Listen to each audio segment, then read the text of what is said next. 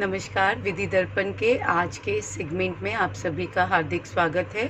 आज हम बात करेंगे कुछ ऐसे टर्म्स की जिन्हें लेकर जनसामान्य में कन्फ्यूज़न बना हुआ है।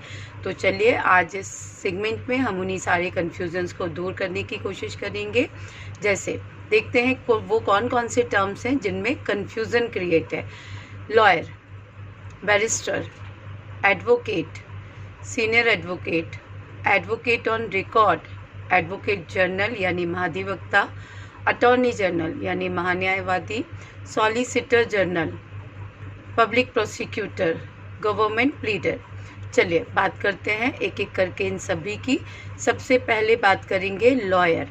तो लॉयर वो होता है मित्रों जो भारत में मान्यता प्राप्त विश्वविद्यालय से विधि की डिग्री लेता है यानी विधि की उपाधि लेता है, उसे हम कहते हैं लॉयर। बैरिस्टर वो होता है जो इंग्लैंड से विधि की उपाधि प्राप्त करके आता है, उसे कहते हैं हम बैरिस्टर। चाहे लॉयर हो या बैरिस्टर हो, दोनों ही कोर्ट में वकालत नहीं कर सकते। ये किसी पक्षकार का पक्ष न्यायालय के समक्ष प्रस्तुत नहीं कर सकते क्योंकि इनके पास वकालत करने का लाइसेंस नहीं होता। अब हम बात करेंगे अधिवक्ता की। तो अधिवक्ता यानी एडवोकेट। एडवोकेट वो व्यक्ति होता है जो बार काउंसिल ऑफ इंडिया के एग्ज़ाम को क्वालिफाई करता है, क्लियर करता है और जिसे लाइसेंस मिलता है कोर्ट में प्रैक्टिस करने का। यहाँ पे अधिवक्ता से तात्पर्य है वो व्यक्ति जो न्यायालय में पक्षकार का पक्ष रखता है। इसके बाद हम बात करेंगे सीनियर एडवोकेट की। सीनियर एडवोकेट से यहाँ पे तात्पर्य है उन व्यक्तियों की, उन अधिवक्ताओं की जिनको सुप्रीम कोर्ट और हाई कोर्ट के द्वारा सीनियर एडवोकेट का दर्जा दिया जाता है। जैसे वो एडवोकेट जिन्हें 10 वर्ष से अधिक की प्रैक्टिस का अनुभव हो या फिर जिनके पास स्पेशल नॉलेज हो, वो सीनियर एडवोकेट्स कहलाते हैं। आपने देखा होगा मित्रों कोर्ट में कि सीनियर एडवोकेट्स अलग तरह का गाउन पहनते हैं। तो सीनियर एडवोकेट वो बनते हैं जिनको या तो स्पेशल नॉलेज हो या फिर जिनके पास 10 ईयर की एडवोकेसी का एक्सपीरियंस हो। इसके बाद हम बात करेंगे एडवोकेट ऑन रिकॉर्ड की। तो ये सुप्रीम कोर्ट में होते हैं मित्रों। जब भी उच्चतम न्यायालय में कोई वाद दायर करना होता है तो कोई भी सूट फाइल करने के लिए एडवोकेट ऑन रिकॉर्ड की आवश्यकता होती है। सुप्रीम कोर्ट में ड्राफ्ट कोई भी तैयार कर सकता है, प्ली कोई भी कर सकता है, परंतु जब फाइल करने की बात आती है तो फाइल करने के लिए एडवोकेट ऑन रिकॉर्ड की ज़रूरत होती है। अब एडवोकेट ऑन रिकॉर्ड के लिए क्या क्वालिफ़िकेशन है? तो उसके पास में 5 साल का प्रैक्टिस का एक्सपीरियंस होना चाहिए, जिसमें 4 साल का एक्सपीरियंस किसी भी कोर्ट का हो सकता है।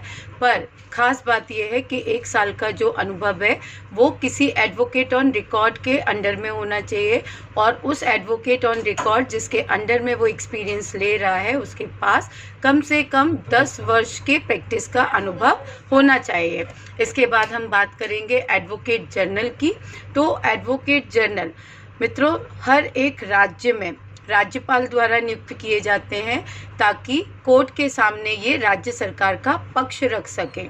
जब कभी राज्य सरकार को विधि के किसी प्रश्न पर सलाह लेनी होती है तो वो उस समय महाधिवक्ता यानी एडवोकेट जनरल से सलाह भी लेते हैं। इन्हें राज्य का प्रथम विधि अधिकारी भी कहा जाता है। चलिए बात करते हैं अटॉर्नी जनरल की, जिसे हम महान्यायवादी भी कहते हैं। इसकी अपॉइंटमेंट राष्ट्रपति के द्वारा की जाती है और ये सेंट्रल गवर्नमेंट के मैटर्स को कोर्ट में रखता है और सेंट्रल गवर्नमेंट को जब किसी विधि के प्रश्न पर राय लेनी होती है तो वो इनसे राय भी लेते हैं। इन्हें भारत का प्रथम विधि अधिकारी भी कहा जाता है। इसके बाद हम बात करेंगे सॉलिसिटर जनरल की। तो सॉलिसिटर जनरल जो होते हैं वो अटॉर्नी जनरल की हेल्प के लिए होते हैं। इसी तरह राज्य में assistant solicitor general of India भी काम करते हैं। इसके बाद अब हम बात करेंगे कि क्रिमिनल मैटर्स में मजिस्ट्रेट के सामने पीड़ित का पक्ष राज्य की तरफ से कौन रखता है? तो पीड़ित का पक्ष राज्य की तरफ से रखने वाले व्यक्ति को पब्लिक प्रोसिक्यूटर कहा जाता है। इसके अलावा जब हम सिविल मामलों में पीड़ित का पक्ष रखने की बात करते हैं तो गवर्नमेंट प्लीडर जो होता है वो पीड़ित का पक्ष रखता है। तो ये थे कुछ टर्म जिनको लेकर आम विधि के छात्रों में काफ़ी कन्फ्यूज़न रहता है। आई होप आपका जो भी कन्फ्यूज़न होगा वो इस वीडियो के माध्यम से दूर करने में मैं सफल रही हूँ। आप सबसे रिक्वेस्ट है कि आप मेरे चैनल को लाइक सब्सक्राइब करें, और अभी तक अगर आपने बेल आइकॉन को ऑल पर सेट नहीं किया है तो ऑल पर सेट करें, ताकि आगे आने वाली अपडेट्स भी आप तक पहुँच सके। जय हिंद, जय भारत।